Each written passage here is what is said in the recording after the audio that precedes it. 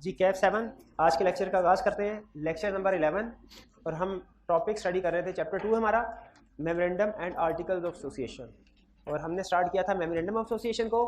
One by one memorandum of association की जितने भी क्लासेस हैं उनको हम डिटेल में स्टडी करेंगे। कल हमने जो क्लास स्टडी की थी मेमोरेंडम की, वो कौन सी क्लास थी? Name class. आज हम स्टडी करने जा रहे कल नेम क्लास खुदा का खौफ करें। कल तो क्लासेस हमने जनरल स्टडी किए थे, नेम क्लास तो आज डिस्कस करनी है। आज प्रीवियस लेक्चर में से कोई क्वेश्चन पूछना चाहते हो तो पूछ लीजिए, फिर इसके बाद हम क्वेश्चन की तरफ चलिए। लर्निंग ऑब्जेक्टिव पॉइंट में जी अच्छा, इनका क्वेश्चन यह है कि ऑथोराइज्ड शेयर कैपिटल क्लास में मेंबर्स ने बताना होता है कि हम इतना इतना शेयर लेंगे। असल में ऑथोराइज्ड शेयर कैपिटल क्लास में सिर्फ हमने शेयर कैपिटल कंपनी के बताने होते हैं। जो प्रोमोटर्स ने एग्री किया होता है ना कि हम कितने शेयर लेंगे, वो नीचे सब्सक्रिप्शन क्लास में है।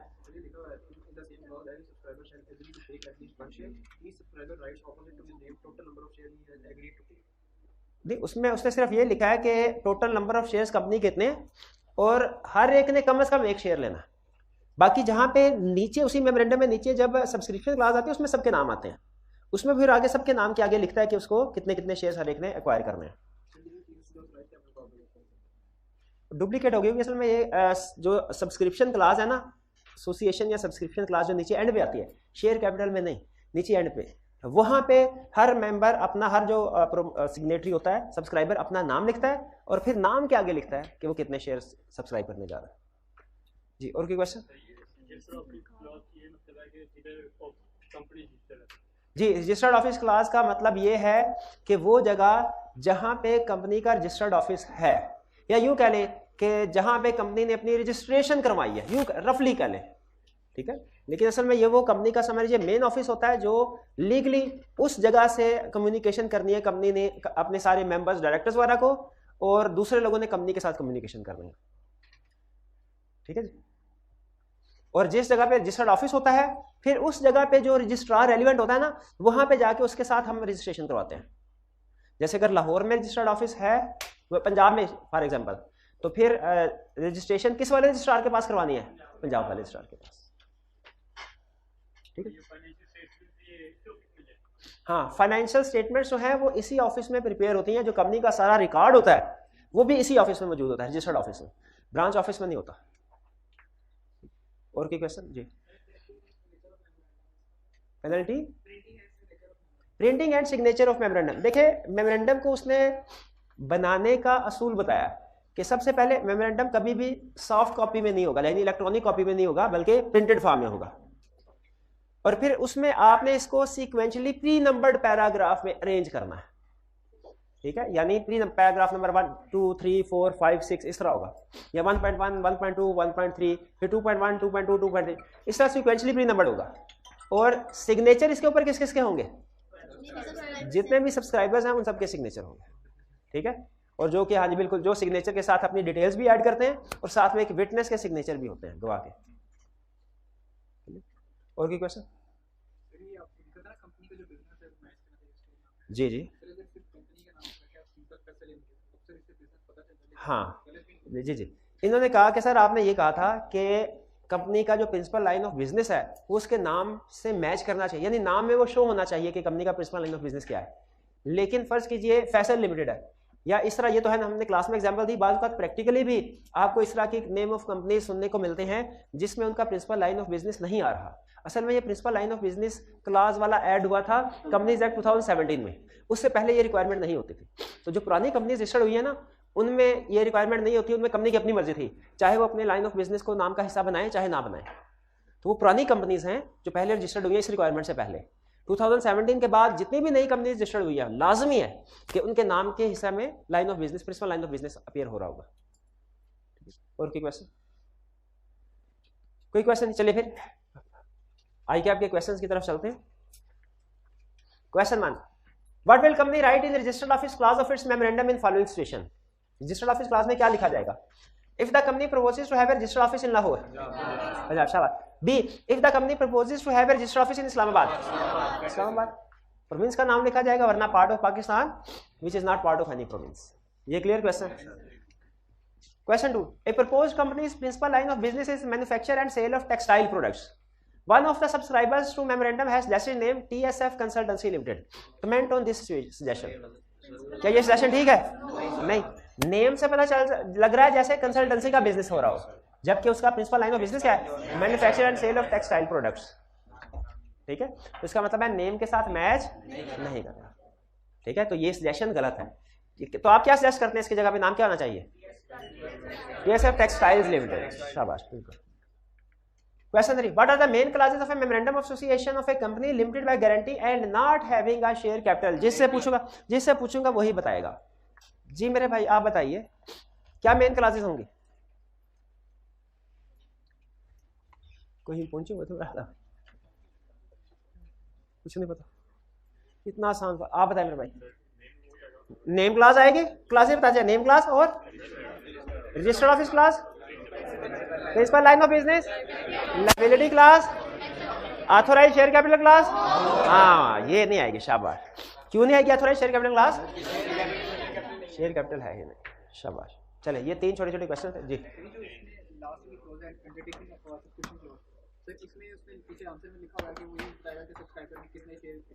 हाँ जी, हाँ जो सब्सक्रिप्शन क्लास है एंड पे उसने ये लिखा हुआ है कि उसमें हर सब्सक्राइबर, मेमोरेंडम की जो लास्ट क्लास है उसमें हर सब्सक्राइबर बताएगा कि वो कितने शेयर्स को अंडरटेक करता है कि वो कितने शेयर्स बाय करेगा, लेगा। तो भी तो कंपनी रजिस्टर्ड ही नहीं हुई। ठीक है, जिस वक्त मेमोरेंडम बन रहा है कंपनी रजिस्टर्ड, उसके शेयर्स ही नहीं है। ठीक है, लेकिन नोट कीजिए वो कह रहा है कि वो अंडरटेकिंग दे रहा है कि मैं इतने शेयर्स खरीदूंगा जब कंपनी इनकॉर्पोरेट हो जाएगी। इस वक्त जो सब्सक्राइबर्स हैं वो शेयर खरीद नहीं रहे, अंडरटेकिंग दे रहे हैं कि हम इतने शेयर्स खरीदेंगे। और इसी चैप्टर के एंड में हम एक जगह पे पढ़ेंगे कि जब कंपनी रजिस्टर हो जाती है तो फिर इन सब्सक्राइबर्स की जो मेंबर बन गए इनकी जिम्मेदारी है कि 30 दिन के अंदर अंदर जो इन्होंने अंडरटेकिंग दी थी ना कि हम शेयर खरीदेंगे, वो पैसे जमा कराएं और शेयर ताकि इनको इशू किया जाए।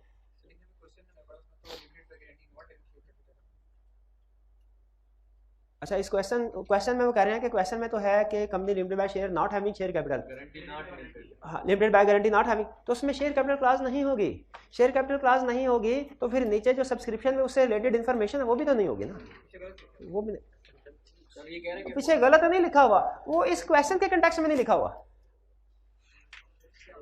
अच्छा, इसके आंसर में लिखा हुआ तो उसको, हाँ उसको काट दीजिए, फिर उसको काट दीजिए, क्योंकि कंपनी का शेयर कैपिटल नहीं है, उसकी ऑथोराइज्ड शेयर कैपिटल क्लास भी नहीं होगी, और नीचे अगर कोई अंडरटेकिंग शेयर्स वाली है तो वो भी नहीं होगी। ठीक है, सही कह रहे हैं। लिखा हुआ या नहीं लिखा हुआ? नहीं कह रहे, नहीं लिखा हुआ है। अच्छा चले, लिखा हुआ है तो काट दे फिर भाई, बस कंसेप्ट समझ के जो समझाना चाह रहा हूँ। चले गुड, और कोई क्वेश्चन? चलिए आज के लेक्चर की तरफ चले हम। आज हम क्या स्टडी करने जा रहे हैं? Name class. ठीक है, नेम क्लास में क्या क्या इंफॉर्मेशन होगी। सबसे पास कीजिएगा थोड़ी जी। तो नेम क्लास के बारे में हम डिटेल में स्टडी करने लगे हैं। ब्रीफली तो हमने पढ़ लिया ना, मेमोरेंडम के अंदर नेम क्लास होगी जिसमें कंपनी का नाम लिखा जाएगा, साथ में लिमिटेड वगैरह के अल्फाज लिखे जाएंगे। अच्छा, नेम के बारे में सबसे पहली चीज नेम रिजर्व करवाया जाएगा, ये हमने पहले पढ़ लिया हुआ चैप्टर 1 में। पहले नाम रिजर्व करवाया जाता है, बिल्कुल, ताकि पता चल जाए जो नाम रखने जा रहे हैं वो अवेलेबल भी है कि नहीं अवेलेबल। और बताइए कि आपको कंसेप्ट याद है, कितने दिनों के? 60 डेज के लिए नेम रिजर्व। और किसको अप्लाई करना पड़ता है? रजिस्ट्रार को। शाबाश, रिजर्व हो गया। अच्छा, जिस तरह आप हॉटमेल का कोई अकाउंट या ईमेल अकाउंट बनाते हैं ना, उसमें आप पहले जब ईमेल अपना जो भी रखना चाह रहे हैं एंटर करते हैं तो वो चेक करता है कि क्या एग्जिस्टिंग नेम के साथ ऑलरेडी कोई ईमेल रजिस्टर्ड तो नहीं है। अगर ईमेल रजिस्टर्ड है तो आपको कहता है नॉट अवेलेबल, ऐसा ही है। उसी तरह SECP ने भी एक प्रैक्टिस एस्टैब्लिश की है कि कुछ नेम ऐसे हैं जो कि कंपनी को अलॉट नहीं किए जा सकते। ठीक है, वो कुछ ऐसे अल्फाज हैं जो कंपनी के नाम का हिस्सा कभी भी नहीं बन सकते। तो SECP ने एक सर्विस इंट्रोड्यूस कराई है, उसकी वेबसाइट पे जाएं तो जिस तरह आप हॉटमेल के लिए आप अपना प्रपोज्ड एड्रेस टाइप करते हैं, बताते हैं अवेलेबल है कि नहीं, उसी तरह आप propose name of company type करें, वो आपको बता देगा कि ये नाम अवेलेबल है कि नहीं। अगर वहां पे अवेलेबल है तो आप उसकी रिजर्वेशन करवा सकते हैं उसके बाद। तो यहाँ पे वो हमें ये बता रहा है कि वो कौन कौन से नेम्स हैं जो कि कंपनीज के लिए अवेलेबल नहीं है, जो कि कंपनी अपने नाम का हिस्सा, वो अल्फाज जिनको अपने नाम का हिस्सा नहीं बना सकती। ईमेल वगैरह के लिए मेरा एक रिस्ट्रिक्शन होती है कि एग्जिस्टिंग कोई नहीं होना चाहिए, बाकी इसके अलावा कोई भी एड्रेस रख सकते हैं, ऐसा ही है ना? हाँ, लेकिन कंपनी नेम के केस में सिमिलर नहीं होना चाहिए, इसके अलावा भी कुछ पाबंदी है। क्या? सबसे पहला, आइडेंटिकल नेम के साथ कंपनी रजिस्टर्ड नहीं हो सकती। अगर ऑलरेडी किसी एक नेम के साथ कंपनी को रजिस्टर्ड है, उसी नाम के साथ दोबारा कोई और कंपनी रजिस्टर्ड नहीं हो सकती। ये बड़ी कॉमन सेंस की और आसानी से समझ आने वाली बात है। एक नाम की दो कंपनियां तो नहीं होनी चाहिए, एक नाम के दो नेचुरल पर्सन हो सकते हैं, दो आर्टिफिशियल पर्सन नहीं हो सकते। फिर इनएप्रोप्रिएट, डिसेप्टिव या अनडिजायरेबल, नाम ऐसा नहीं होना चाहिए जो गैर मुनासिब हो, डिसेप्टिव जिससे धोखाधड़ी की इंडिकेशन मिल रही हो, या अनडिजायरेबल जो कि नाखुश करने वाला हो। हाँ, कुछ इस तरह का में ये असल में इनएप्रोप्रिएट डिसेप्टिव नेम नहीं होना चाहिए। लेकिन कौन सा नाम इनएप्रोप्रिएट है, कौन सा नाम डिसेप्टिव है, कौन सा अनडिजायरेबल है, ये डिसीजन किसने करना है भला? रजिस्ट्रार ने। फिर नाम ऐसा नहीं होना चाहिए जो लोगों की रिलीजियस फीलिंग्स को ऑफेंड करे, हार्म करे, हर्ट करे। लोगों के मजहबी जज्बात को मजरूह करने वाला नाम किसी कंपनी का नहीं होना चाहिए। ठीक। कंटेन्स प्रोहिबिटेड, ये इन दोनों कैटेगरी में यूं समझ लीजिए, वो ये कह रहा है कि भाई कंपनी के नाम में कोई गालम गलोच वाला लफ्ज नहीं आना चाहिए, मिलता जो ये दोनों का तकरीबन एक ही मिलेगा। फिर इसके बाद कंटेन्स प्रोहिबिटेड वर्ड, ऐसे नाम, ऐसे अल्फाज नाम का हिस्सा नहीं होना चाहिए जो एससीसीपी ने प्रोहिबिट कर दिया। या कंपनी के नाम में ऐसे अल्फाज नहीं होने चाहिए जो कि रिस्ट्रिक्ट कर दिया।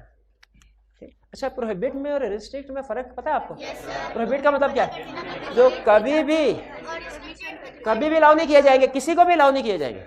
रिस्ट्रिक्ट का मतलब क्या है? जो कमीशन से अप्रूवल ले लेंगे फिर इसकी इजाजत है, वरना इसकी इजाजत नहीं है। अच्छा, प्रोहिबिटेड वर्ड की भी लिस्ट लॉ ने दी हुई है, रिस्ट्रिक्टेड वर्ड्स की लिस्ट भी लॉ ने दी हुई है। प्रोहिबिटेड वर्ड्स की लिस्ट हमारे सिलेबस में नहीं है, एससीसीपी की वेबसाइट पे अवेलेबल है, हमारे सिलेबस में नहीं है। लेकिन रिस्ट्रिक्टेड वर्ड्स कौन कौन से हैं ये हमारे सिलेबस में है और लिस्ट भी मौजूद है। अभी हम थोड़ी देर के बाद इसके ऊपर डिस्कशन करेंगे कि रिस्ट्रिक्टेड वर्ड्स कौन, यानी वो कौन कौन से अल्फाज हैं जो कि नाम का हिस्सा बनाने के लिए कमीशन से इजाजत लेनी पड़ेगी। तो बेसिकली कंपनी का नाम सेलेक्ट करते हुए किन चीजों का ध्यान रखना है? पहला, सिमिलर नेम नहीं होना चाहिए। दूसरा, डिसेप्टिव अनडिजायरेबल नहीं होना चाहिए। रिलीजियस फीलिंग्स को ऑफेंड नहीं करना चाहिए। प्रोहिबिटेड नहीं होना चाहिए। रिस्ट्रिक्टेड नहीं होना चाहिए। ये 5 पॉइंट आपने ध्यान में रखने हैं। अब हम बात करेंगे रिस्ट्रिक्टेड के ऊपर। अच्छा, इसके एक जनरल अप्रोच सुन लीजिए, जनरल रीजन कि क्यों ये कुछ अल्फाज ऐसे क्रिएट किए गए हैं जो रिस्ट्रिक्टेड है। असल में कुछ लोग ऐसे होते हैं या कुछ ऑर्गेनाइजेशन ऐसी होती हैं जो ज्यादा फेमस होती हैं, और लोगों की कोशिश होती है कि इनके साथ अपनी कंपनी की एसोसिएशन शो करवाएं, क्योंकि जो बड़े बड़े मशहूर नाम हैं इनका नाम अगर हमारी कंपनी के नाम के साथ जुड़ जाए, जैसे यूएसए का प्रेसिडेंट, ठीक है, जैसे यूके का प्राइम मिनिस्टर फॉर एग्जांपल, या जैसे पाकिस्तान का प्रेसिडेंट प्राइम मिनिस्टर करंट या पास्ट, तो लोग ये चाहते हैं कि अगर इनका नाम हमारी कंपनी के नाम के साथ जुड़ जाए तो लोगों को ये महसूस होगा, आम आवाम को, कि शायद ये भी हमारी कंपनी के कोई प्रमोटर, डायरेक्टर, मेंबर्स वगैरह है, सपोर्टर हैं, तो वो हमारी कंपनी में इन्वेस्टमेंट ज़्यादा करेंगे, जो कि इनफैक्ट गलत पिक्चर होगी। इसीलिए लॉ ने ये कहा कि ऐसे अल्फाज, ये आगे एग्जाम्पल्स बढ़ेंगे, लेकिन मेन कंसेप्ट क्या है, ऐसे अल्फाज जो किसी भी फेमस नेशनल या इंटरनेशनल लेवल पे किसी फेमस ऑर्गेनाइजेशन या पर्सनालिटी के साथ एफिलिएशन को शो कर रहे हों, ऐसा नाम आप कंपनी के नाम में नहीं रख सकते। लेकिन यहाँ पे फिर एक क्वेश्चन पैदा हुआ, उन्हें तो प्रोहिबिट कर देना चाहिए था, उन्हें रिस्ट्रिक्ट क्यों किया? रिस्ट्रिक्ट इसलिए किया कि मे भी वो लोग खुद कंपनी बनाना चाहे, तो कम से कम उनको तो इजाजत मिल जानी चाहिए ना। जैसे आसिफ जरदारी साहब हेड ऑफ द गवर्नमेंट रहे हैं ना, वो अगर खुद की कंपनी बनाना चाहे, Zardari and company limited for example, तो क्या उनको इजाजत मिल जानी चाहिए? उनको मिल जानी चाहिए। लेकिन आम बंदे को जो उठ के कहे कि जी मैं इस नाम के साथ, तो एफिलिएशन शो हो रही है ना, कमीशन अलाउ नहीं करेगा। नाम समझ आ गया कि कौन कौन से नेम, कंपनी का नाम सेलेक्ट करते हुए हमने कौन कौन सी चीजों का ध्यान रखना है। क्लियर हो गया? चलिए अब सुन लें कि रिस्ट्रिक्टेड में कौन कौन से अल्फाज आते हैं। वो कहता है names which require prior approval of commission, यानी इन रिस्ट्रिक्टेड अल्फाज के बारे में कह रहा है। वो कौन कौन से नाम है, नेम्स है जिनके लिए अप्रूवल की जरूरत है। कह रहा है approval of commission is required if proposed name of company contain words suggesting, अगर जिस कंपनी का नाम प्रपोज किया जा रहा है उसके नाम में ये अल्फाज हैं तो कमीशन की अप्रूवल की जरूरत है। अब नाम मैं बताऊंगा, ये प्रीवियस रीजनिंग आप बताएंगे। पैट्रनेज, पैट्रनेज का मतलब क्या होता है? सरपरस्ती। Patronage of head of the state whether past or present, whether Pakistani or foreign. क्या कह रहा है इसमें कि किसी भी मुल्क का हेड ऑफ द स्टेट, वजीर आजम, सदर वगैरह, चाहे वो प्रेजेंट हो, चाहे पास्ट हो, चाहे पाकिस्तान का हो, किसी दूसरे में, उसके नाम का उसका नाम कंपनी के नाम का हिस्सा नहीं बन सकता जब तक कमीशन इजाजत ना दे। पहली चीज समझ आती है। जी जी जी नहीं, ये असल में उनकी जजमेंट है। यहाँ पे हेड ऑफ द स्टेट में वो प्राइम मिनिस्टर को, मतलब जो भी उसको गवर्न कर रहे हैं। कनेक्शन विद फेडरल गवर्नमेंट और प्रोविंशियल गवर्नमेंट और एनी डिपार्टमेंट, अथॉरिटी और statutory body of such government. देखिए, अब वो कह रहे हैं ये सिर्फ फेडरल गवर्नमेंट नहीं बल्कि प्रोविंशियल गवर्नमेंट या उसके किसी इदारे के साथ ऐसी एसोसिएशन शो करवाते हैं तो वो भी नाम, जैसे हम अगर अपनी कंपनी का नाम रखना चाहे ISI लिमिटेड, फौजी कॉर्पोरेशन, एसी मैन्युफैक्चरर, फौजी से, हाँ, वीगो प्राइवेट लिमिटेड तो इस तरह के देखिए कोई भी ऐसा नाम, जैसे अथॉरिटी, इस बात का वर्ड आता है अथॉरिटी। वर्ड अथॉरिटी आप किसी कंपनी के नाम का हिस्सा नहीं बना सकते, इसलिए कि ये गवर्नमेंट अथॉरिटी को शो कर रहा है। ये गवर्नमेंट अथॉरिटी को शो कर रहा होता है कि जैसे गवर्नमेंट ने ये इदारा बनाया, क्योंकि गवर्नमेंट नॉर्मली जो इदारे बनाती है ना उसके नाम में वर्ड अथॉरिटी आता है, ठीक है। जैसे वापडा, water and power development authority, authority का वर्ड हमें क्या बता रहा है, गवर्नमेंट। इसी तरह सम नेशनल का वर्ड जो होता है ये भी ये इंडिकेशन दे रहा होता है कि इसके पैटर्नेज में गवर्नमेंट है, तो ये नेशनल या अथॉरिटी के अल्फाज कंपनी के नाम का हिस्सा नहीं होने चाहिए। फिर any connection with any corporation set up by और अंडर एनी फेडरल और प्रोविंशियल लॉ, फेडरल या प्रोविंशियल लॉ जो कि फेडरल गवर्नमेंट या प्रोविंशियल गवर्नमेंट ने ही लॉ इंट्रोड्यूस करवाए होंगे, उनके अंडर अगर कोई अथॉरिटी बनती है, कोई ऑर्गेनाइजेशन बनती है, उसके कॉर्पोरेशन बनती है, उसके साथ भी एफिलिएशन शो नहीं की जा सकती। पैटर्नेज और कनेक्शन विद फॉरेन गवर्नमेंट और इंटरनेशनल ऑर्गेनाइजेशन, अपनी कोई ऐसी कंपनी जिसके नाम के साथ वर्ल्ड बैंक लिख दें, ठीक है, यूनिसेफ लिख दें, ठीक है, इस तरह के नाम जो कि इंटरनेशनल ऑर्गेनाइजेशन है, उसकी इजाजत नहीं मिलेगी। इस्टेब्लिशिंग ए मुदारबा management company or to float a मुदारबा, ये रटे वाला पॉइंट है, मुदारबा वाला। ये हमारे सिलेबस में नहीं है, इसलिए मुदारबा क्या है, ये क्या काम करते हैं, ये मैं आपको एक्सप्लेन नहीं कर रहा, आपने इसको समझने की कोशिश भी नहीं करनी। फिर any other business requiring a license from government, हर कोई ऐसा बिजनेस जिसके लिए लाइसेंस, तो जाहिर है लाइसेंस की जरूरत है, तो जब लाइसेंस ले रहे होंगे तो नाम की अप्रूवल भी तो साथ ही लेंगे। तो ये कुछ नेम है। अच्छा, इन शॉर्ट वैसे तो आप ये सारे नाम याद कर लेंगे, लेकिन अगर मैं आपसे पूछूं कि मेन कंसेप्ट बताइए कि मेन कंसेप्ट क्या है वर्ड्स को रिस्ट्रिक्ट करने के पीछे, कि कमीशन ने कौन कौन से ऐसे अल्फाज हैं जो रिस्ट्रिक्ट किया, क्यों किया कमीशन ने, तो आप क्या बताएं, ताकि किसी भी हेड ऑफ द स्टेट के साथ एफिलिएशन ना शो हो सके, या इंटरनेशनल ऑर्गेनाइजेशन या गवर्नमेंट के साथ एफिलिएशन शो ना हो, या गवर्नमेंट या इसके किसी इदारे के साथ एफिलिएशन शो ना हो। मेन कंसेप्ट ये है। तो आप क्या समझते हैं, एग्री करते हैं कि कमीशन को ये प्रोविजन ऐड करनी चाहिए थी, हर नाम हर वर्ड ऐड करने की इजाजत नहीं देनी चाहिए। क्लियर हो गया ये? तो हमें पता चल गया नाम रखने के लिए किन चीजों को का ध्यान रखना है। एग्जाम में दो तरह से क्वेश्चन पूछ सकता है। पहला क्वेश्चन आपसे ये पूछ सकता है, बताइए कौन कौन से मैटर कंसीडर करेंगे while selecting name of A company, सारा लिखना है आपने। फिर बाद का क्वेश्चन पूछ सकता है, बताइए वो कौन कौन से अल्फाज है जो रिस्ट्रिक्टेड है और उनके लिए कमीशन से अप्रूवल लेनी पड़ती है, उसमें आपने सिर्फ और सिर्फ ये एग्जाम्पल्स लिखने हैं, रिस्ट्रिक्शन की एग्जाम्पल। तो क्वेश्चन तो गौर से पढ़ लेना है कि पूरे का पूरा हमसे पूछ रहा है या कि सिर्फ ये नीचे वाला हिस्सा पूछ रहा है जिसमें परमिशन की जरूरत पड़ती है कमीशन की। ये और आपको याद, मुझे याद है हमने चैप्टर 1 में रजिस्ट्रार, कमीशन और कोर्ट की पावर्स पढ़ी थी। क्या इसमें से कोई ऐसी पावर है जो कि हमने चैप्टर 1 में पढ़ी थी? क्या? कमीशन, सर्टन नेम हमने पढ़ा था। नॉर्मली नेम जो है कंपनी वो रजिस्ट्रार के पास जाते हैं, लेकिन सर्टन नेम्स को प्रूव करवाने के लिए कमीशन के पास जाते हैं। इसकी तरफ इशारा था वहां पे चैप्टर का। ये वो कंसेप्ट लिंक हो गया हमारा। आगे चलते हैं। रेक्टिफिकेशन और चेंज इन नेम। अच्छा, क्या ऐसा पॉसिबल है? अच्छा, रजिस्ट्रार इंसान है कि फरिश्ता है? उससे गलती हो सकती है। हो सकता है किसी दिन 15 कंपनीज रजिस्ट्रेशन के लिए आई हो और जल्दी जल्दी में वो ठप्पा लगा के साइन कर रहा हो, और मे भी कोई कंपनी किसी ऐसे नाम के साथ रजिस्टर हो जाए जो कि नहीं होना चाहिए था। हो सकता है कि नहीं? तो बताइए, अगर एक दफा गलत नाम के साथ कंपनी रजिस्टर हो गई, अब सारी उम्र ऐसे ही चले कि उसे रेक्टिफाई करना चाहिए। रेक्टिफाई किया। तो एक कंसेप्ट है रेक्टिफिकेशन, एक कंसेप्ट है चेंज। लॉ में लफ्ज चेंज आपका कॉमन लाइफ का वर्ड है। लॉ में नॉर्मली चेंज के लिए वर्ड बोला जाता है ऑल्ट्रेशन। लॉ कुछ अल्फाज ऐसे होते हैं ना जो हर सब्जेक्ट के अपने पसंदीदा होते हैं। परचेज में और बाय में, परचेज करने बाय करने में क्या फर्क है भला? कोई फर्क ही नहीं है। लेकिन अकाउंटेंट हमेशा परचेज का वर्ड यूज करेंगे, बाय का वर्ड बहुत कम यूज करेंगे, उनका अपना फेवरेट वर्ड। उसी तरह कुछ अल्फाज ऐसे, जैसे लॉ में भी इसी तरह, लॉ चेंज में और अल्ट्रेशन में कुछ फर्क नहीं है, लेकिन अक्सर लॉ में जब आप पढ़ रहे होंगे ना तो वो वर्ड चेंज नहीं यूज करेगा, अल्ट्रेशन का वर्ड यूज करेगा। तो बहरहाल चेंज करे या अल्ट्रेशन का वर्ड यूज करे, दोनों का मतलब एक ही है। रेक्टिफिकेशन ऑफ नेम में और चेंज ऑफ नेम में क्या फर्क है बताइए, गैस कीजिए, लड़ाई दिमाग। रेक्टिफिकेशन का मतलब कि पहले गलत नाम रजिस्टर हुआ, अब ठीक करवा रहे हैं। चेंज का मतलब पहले भी ठीक था लेकिन पसंद नहीं आया, अब कोई चेंज करके दूसरा रखने जा रहे हैं, रीब्रांडिंग करना चाहते हैं अपने नाम की। तो एक रेक्टिफिकेशन है और दूसरा change. Rectification by registrar, registrar को पता चले ओहो मैंने तो एक नाम गलत रजिस्टर कर दिया, क्या चेंज करवा सकता है, रेक्टिफाई करवा सकता है? बिल्कुल।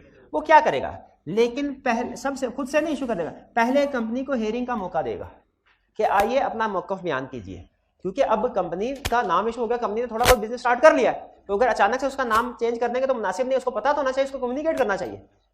तो रजिस्ट्रार पहले कंपनी को बुलाएगा, उसके ऑफिसर्स को हेयरिंग करेगा, उनका केस सुनेगा, उनसे कहेगा कि जी हमारे मुताबिक नाम आपका गलत रजिस्टर हो गया, अब आप अपना नाम ठीक करवाएं।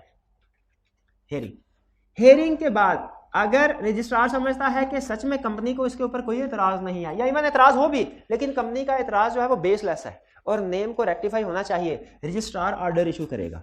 किस चीज के ऑर्डर इशू करेगा? नेम को रेक्टिफाई किया जाए। कंपनी ने ऑर्डर इशू होने के 30 दिन के अंदर अंदर अपने नाम को चेंज करना है। कंपनी के लिए लाजमी है ऑर्डर इशू होने के 30 दिन के अंदर अंदर नाम को चेंज करे। लेकिन अगर कंपनी नाम चेंज नहीं करती तो रजिस्ट्रार खुद से नाम चेंज कर देगा। अब बताइए कंपनी के लिए क्या बेहतर है? उससे चेंज, वरना रजिस्ट्रार कोई भी होगा नाम रख देगा कंपनी का। तो कंपनी को चाहिए नाम तो चेंज अब होना ही होना है, तो खुद से कोई अच्छा सा नाम रखना। और जब नाम चेंज होगा तो new certificate of incorporation issue होगा। इंडिविजुअल को नाम चेंज करने की इजाजत है क्या? नेचुरल पर्सन आईडी कार्ड में नाम, मैंने एक सुना था शायद वो अब नहीं करते नाम चेंज, नाम चेंज कर सकते। अच्छा मुझे सिर्फ एक ही चीज बताइए, जब नाम चेंज होगा नया शनाख्ती कार्ड इशू होगा कि नहीं?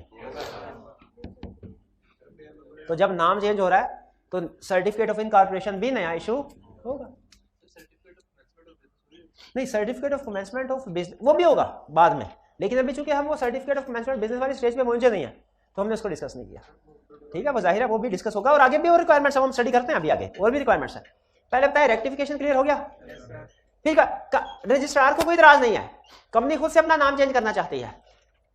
बाज़ औक़ात ऐसा होता है कि जब कोई एक कंपनी किसी दूसरी कंपनी के मेजोरिटी शेयर्स एक्वायर कर लेती है ना, यानी उसको सब्सिडी बना लेती है, तो फिर होल्डिंग कंपनी ये चाहती है कि जैसे मामलात होल्डिंग कंपनी में चल रहे हैं वैसे ही सब्सिडी कंपनी में चलना शुरू हो जाए, उनका ईयर एंड भी सेम हो जाए, उनकी पॉलिसीज वगैरह भी सेम हो जाए और उनका नाम भी सेम हो। तो मे भी फ्यूचर में नाम में कोई मसला नहीं था, लेकिन एक किसी दूसरी कंपनी ने शेयर एक्वायर किए और वो ये चाह रहे हैं कि नाम चेंज करें ताकि दोनों कंपनी होल्डिंग सब्सिडी का नाम मिलता जुलता हो जाए। क्या पॉसिबल है? बिल्कुल। इसके लिए क्या करवाना पड़ेगा? सबसे पहले नाम, जो नया नाम रखना चाहते हैं वो चेक कर ले पहले अवेलेबल है भी कि नहीं, नेम को रिजर्व करवाएं। फिर उसके बाद स्पेशल रेजोल्यूशन पास करें। स्पेशल रेजोल्यूशन याद है? 3/4 मेजोरिटी के साथ जो रेजोल्यूशन पास की जाती है। और मेमोरेंडम, ये तो सिर्फ नेम की एग्जांपल है ना, आगे चल के हम स्टडी करेंगे रजिस्टर्ड ऑफिस क्लास चेंज करनी है उसके लिए भी स्पेशल रेजोल्यूशन, हम पढ़ेंगे ऑथराइज कैपिटल क्लास चेंज करनी है उसके लिए भी हम स्टडी करेंगे, लायबिलिटी चेंज करनी है उसके लिए भी स्पेशल रेजोल्यूशन। मेमोरेंडम में कोई भी चेंज हो और आर्टिकल्स में भी कोई भी चेंज हो, special resolution. Special resolution pass कर दी काफी है। अच्छा, मेमोरेंडम की ना एक कॉपी होती है कंपनी के पास और एक कॉपी होती है रजिस्ट्रार के पास मेमोरेंडम की, और आर्टिकल्स की भी रजिस्ट्रार को देते हैं ना, कंपनी के अपने पास भी होती है। यहां पे कंपनी ने स्पेशल रेजोल्यूशन पास कर ली, इसका मतलब है अपने पास जो मेमोरेंडम आर्टिकल्स था वो तो उसने शायद चेंज कर लिया होगा। क्या रजिस्ट्रार के पास में चेंज करवाना चाहिए? बिल्कुल करवाना चाहिए। तो रजिस्ट्रार को कैसे पता चलेगा चेंज हुआ है? अप्लाई टू एप्लीकेशन भेजेंगे रजिस्ट्रार को, ठीक है। और एप्लीकेशन में मुझे बताइए सिर्फ एप्लीकेशन भेजेंगे कि एप्लीकेशन के साथ रिलेटेड डॉक्यूमेंट्स भी सेंड करनी होती है? स्पेशल रेजोल्यूशन की कॉपी भेजेंगे, नया वाला जो मेमोरेंडम है उसकी कॉपी भेजेंगे, बिल्कुल देख ले। और रजिस्ट्रार क्या करेगा? न्यू सर्टिफिकेट ऑफ इनकॉर्पोरेशन, क्योंकि जब कभी नाम चेंज होता है new certificate of incorporation issue होगा। हाँ, एक चीज वो आपको बता रहा है, बताने की जरूरत नहीं थी, कि अगर किसी कंपनी का नाम चेंज हो रहा हो ना, किस वजह, उसके स्टेटस के चेंज होने की वजह से, उस पे ये वाला कंसेप्ट नहीं लगेगा। यानी अगर कंपनी पब्लिक से प्राइवेट में कन्वर्ट हो रही हो, उसके नाम में वर्ड प्राइवेट ऐड होगा, उसके ऊपर ये वाला कंसेप्ट नहीं लगेगा। अगर कंपनी लिमिटेड बाय गारंटी से लिमिटेड बाय शेयर में कन्वर्ट हो रही है, गारंटी का लफ्ज उसके नाम से निकल जाएगा, नाम किसी हद तक चेंज हो रहा है, लेकिन ये कंसेप्ट नहीं लगेगा। क्यों भला? उसके ऊपर कंसेप्ट लगता है कन्वर्जन ऑफ कंपनी वाला, चेंज ऑफ नेम वाला नहीं लगता। समझ रहे हैं बात? और वो कंसेप्ट वो हमारे सिलेबस में नहीं है कि कंपनी कन्वर्जन किस तरीके से होती है और कैसे होती है, लेकिन ये ध्यान में रखिएगा कि जब कंपनी पब्लिक कंपनी से प्राइवेट, प्राइवेट से पब्लिक में, लिमिटेड बाय शेयर से limited by guarantee, limited by guarantee से लिमिटेड बाय शेयर में कन्वर्ट होती है, उस सूरत में भी नाम में थोड़ी बहुत चेंज आती है। वो थोड़ा बहुत चेंज क्या होता है? हाँ, कह रहा है उसको हम इस कंसेप्ट के अंदर नहीं लेंगे, इस पर्पस के लिए उसे चेंज ऑफ नेम नहीं समझा जाएगा। क्यों? उसे फिर क्या समझा जाएगा? Conversion of company. उसके लिए अलग प्रोसेस है जो हमारे सिलेबस में नहीं है। क्लियर? दोनों केसेस में मेमोरेंडम चेंज होगा, बिल्कुल होगा। इस केस में भी मेमोरेंडम चेंज होगा, इस केस में भी मेमोरेंडम चेंज होगा। अच्छा, आगे चलते हैं। नाम चेंज हुआ तो उस कंपनी के जो राइट्स हैं, लायबिलिटीज हैं, उसके खिलाफ लीगल प्रोसीडिंग्स हैं, उनके ऊपर कोई फर्क पड़ेगा? उमर ने अपना नाम बदल के शकील रख लिया, अब उसने उमर ने जो जो उधार लिए हुए थे वो तो नहीं देने, क्योंकि वो तो शकील बन गया। वो उधार तो उमर ने लिए थे, वो नहीं देने। ऐसे होगा क्या? ऐसे नहीं होगा। यही समझा रहा है, कह रहा है change of name shall not affect rights and liabilities of company or legal proceedings of company. Company के जो लीगल मामला है, उसके राइट्स, उसके जो कॉन्ट्रैक्ट्स हैं, जो एग्रीमेंट्स किए हैं उसने लोगों के साथ, उनके ऊपर कोई फर्क नहीं पड़ेगा। ये क्लियर हो गया? रेक्टिफिकेशन। अभी तक हमने क्या सीखा? एक, नाम रखने के लिए किन चीजों का ध्यान रखना है, और दूसरा, नाम रख लिया उसके बाद चेंज कर सकते हैं क्या? बिल्कुल कर सकते हैं। इसमें रेक्टिफिकेशन लाना पड़ा, चेंज ऑफ नेम लाना पड़ा। अब आगे चलते हैं। जब कभी नाम चेंज होगा तो लोगों को शुरू में प्रॉब्लम होगी ना? क्या प्रॉब्लम होगी? वो पुराने नाम के साथ कंपनी ढूंढ रहे होंगे, हालांकि सामने कंपनी का बोर्ड लगा होगा नए नाम के साथ, और उन्हें पता नहीं चलेगा। इसीलिए लॉ ने क्या कहा कि मेंशन करना है ओल्ड नेम। किसके साथ? जब कभी कंपनी नाम चेंज करेगी या नाम रेक्टिफाई होगा, ओल्ड नेम न्यू नेम के साथ पुराना नाम भी लिखा जाएगा। ठीक है? कितने दिन के लिए? नहीं, ताकि लोग फेमिलियर हो जाए। ठीक है? वो लिखा जाता है एबीसी लिमिटेड, नीचे छोटा सा लिखा जाता है formerly known as XYZ limited. ठीक है? और ये कहां कहां पे मेंशन किया जाएगा नए नाम के साथ पुराना नाम? ऑफिशियल डॉक्यूमेंट्स के ऊपर और आउटसाइड एवरी ऑफिस, ताकि ऑफिस ढूंढने में कोई प्रॉब्लम ना हो। बहुत से लोग नोटिस वगैरह कम्युनिकेशन पुराने नाम के साथ कर रहे होंगे, तो कुरियर वाला तो ढूंढता रहेगा कि इस नाम की कंपनी तो यहाँ पे मौजूद ही नहीं है, लेकिन सामने बोर्ड में देखेगा ऊपर नया नाम लिखा है, नीचे पुराना नाम लिखा हुआ है, वो पहचान जाएगा यही कंपनी। बताइए, ये प्रोविजन वैलिड, अच्छी प्रोविजन है? अच्छा। अब publication of name. Publication of name क्या मतलब?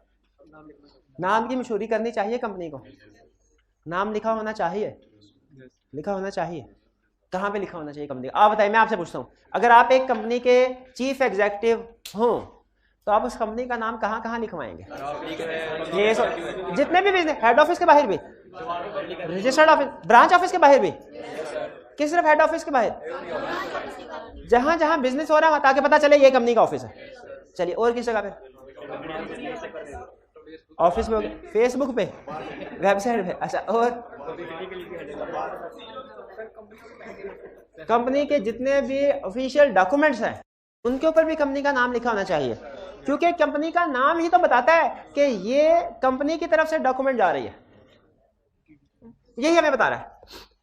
कह रहा है क्या लिखना है? नाम और इनकॉर्पोरेशन नंबर, उर्दू और इंग्लिश में। कहां कहां? रजिस्टर्ड ऑफिस के सामने और एवरी प्लेस ऑफ बिजनेस के सामने। यानी नाम और इनकॉर्पोरेशन का नंबर, जिससे पता चल जाए कंपनी इनकॉर्पोरेट हुई है। आप अगर देखें ना, बाजू कहते हैं किराना स्टोर पे घर के बाहर जाएं, उन्होंने भी एक छोटा सा सर्टिफिकेट लगाया होता है कि उन्होंने कोई इजाजत दिया या रजिस्ट्रेशन करवाई है।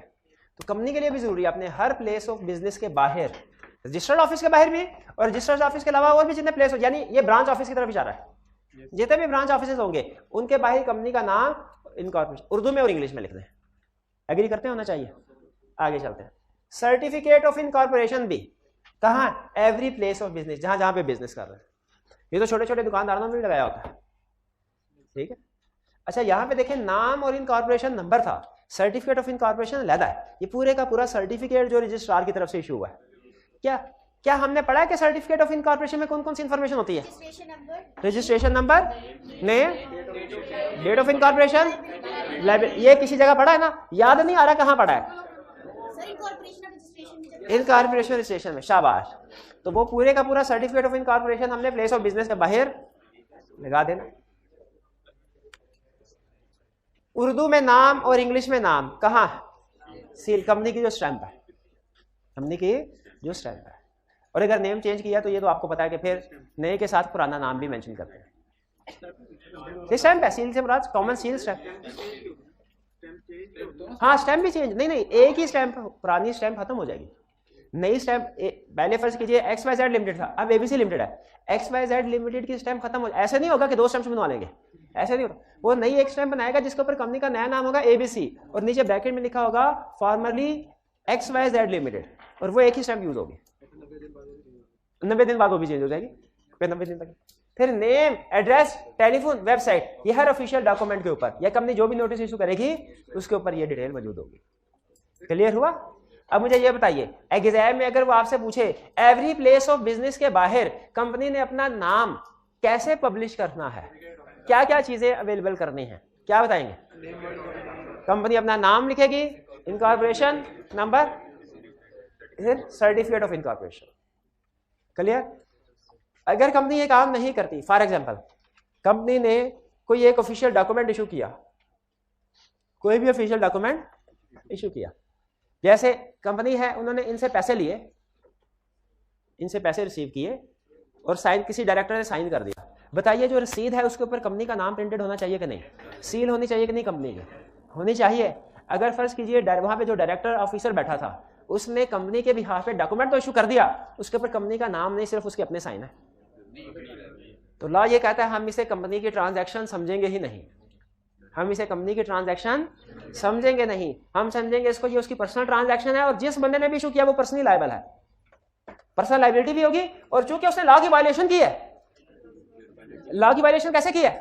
लॉ ने कहा था हर डॉक्यूमेंट के ऊपर नाम होना चाहिए, तो उसे पेनल्टी भी पे करना पड़ेगी लेवल 1 की, और उस डॉक्यूमेंट के ऊपर जो भी लायबिलिटी क्रिएट हुई है वो उस ऑफिसर की या डायरेक्टर की है जिसने कंपनी की स्टैंप उसके ऊपर नहीं लगाई, जिसने वो डॉक्यूमेंट इशू किया विदाउट कंपनी ने।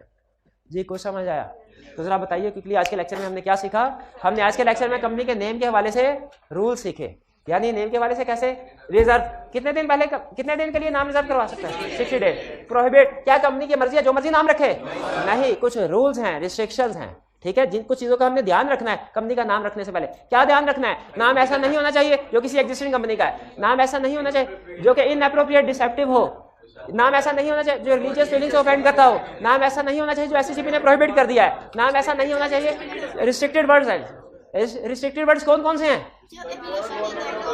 जिनके लिए एससीसीपी की कमीशन के प्रयोग की जरूरत पड़ती है?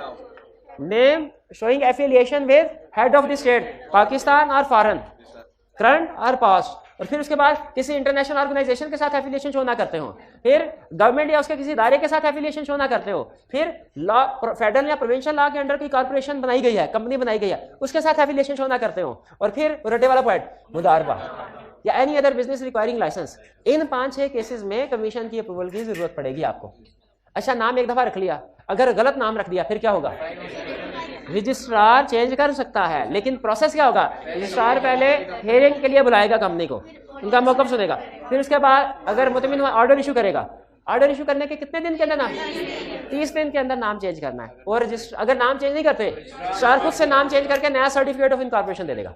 और समझ लीजिए नाम ठीक है, लेकिन कंपनी फिर भी नाम चेंज करके कोई अच्छा सा नाम रखना चाहती है, तो क्या करें, पहले रिजर्व करवाएं, फिर स्पेशल रेजोल्यूशन पास करें, फिर रजिस्ट्रार को अप्लाई करें, एप्लीकेशन के साथ स्पेशल रेजोल्यूशन की कॉपी और ऑर्डर मेमोरेंडम की कॉपी सबमिट करवानी है, जिसके बाद रजिस्ट्रार रजिस्टर कर लेगा और नया सर्टिफिकेट ऑफ इनकॉर्पोरेशन इशू करेगा। जब कभी कंपनी का नाम चेंज हुआ तो क्या रिक्वायरमेंट है, न्यू नेम के साथ ओल्ड नेम भी मेंशन करना है 90 डेज तक। कहां मेंशन करना है, एवरी प्लेस ऑफ बिजनेस के बाहर। और ये चेंज ऑफ नेम कंपनी के राइट्स एंड लायबिलिटीज और लीगल प्रोसीडिंग को इफेक्ट नहीं करेगा। फिर इसके बाद पब्लिकेशन, क्या क्या पब्लिश करना है और किस किस जगह करना है, नेम उर्दू और इंग्लिश में और इनकॉर्पोरेशन नंबर, रजिस्टर्ड ऑफिस के बाहर every place of business, certificate of incorporation every place of business, name in Urdu and English seal के ऊपर, और नेम, एड्रेस, टेलीफोन और वेबसाइट ऑफिशियल डॉक्यूमेंट या नोटिस। क्लियर? इसका मतलब है अगर आप घर बैठे हैं, आपको कंपनी की तरफ से डिविडेंड का नोटिस मिला, अब इधर नहीं देखना आपने, डिविडेंड का नोटिस मिला, उसमें आपका नाम होगा, डिविडेंड का रेट वगैरह होगा, कंपनी के बारे में क्या क्या इंफॉर्मेशन होगी, इनकॉर्पोरेशन नंबर होगा, इनकॉर्पोरेशन नंबर होगा नहीं, और क्या क्या होगा, कंपनी का नाम होगा, एड्रेस होगा, टेलीफोन नंबर होगा, वेबसाइट। अगर आप देखें ना तो नॉर्मली नोटिस के नीचे एंड पे जाके आई आपका कोई भी नोटिस देख लीजिएगा, उसके नीचे एंड पे आपको ये सारी इन्फॉर्मेशन मिल जाएगी। ठीक है, तो कंपनी के किसी भी नोटिस या ऑफिशियल डॉक्यूमेंट के ऊपर ये सारी इन्फॉर्मेशन होनी चाहिए। कंपनी के लिए तो लाजमी है, बाकी ऑर्गेनाइजेशन की मर्जी है, चाहे तो इंक्लूड करना चाहे करें ना। क्लियर? अब आपकी होम असाइनमेंट क्या भला, लर्निंग ऑब्जेक्टिव 2 के सारे क्वेश्चन नंबर 4 से लेके 4 से लेके 4 तक, 4A और 4B 3 क्वेश्चन है। ठीक है, चलिए आज का लेक्चर यहाँ पे खत्म करते हैं। अल्लाह हाफ़िज़।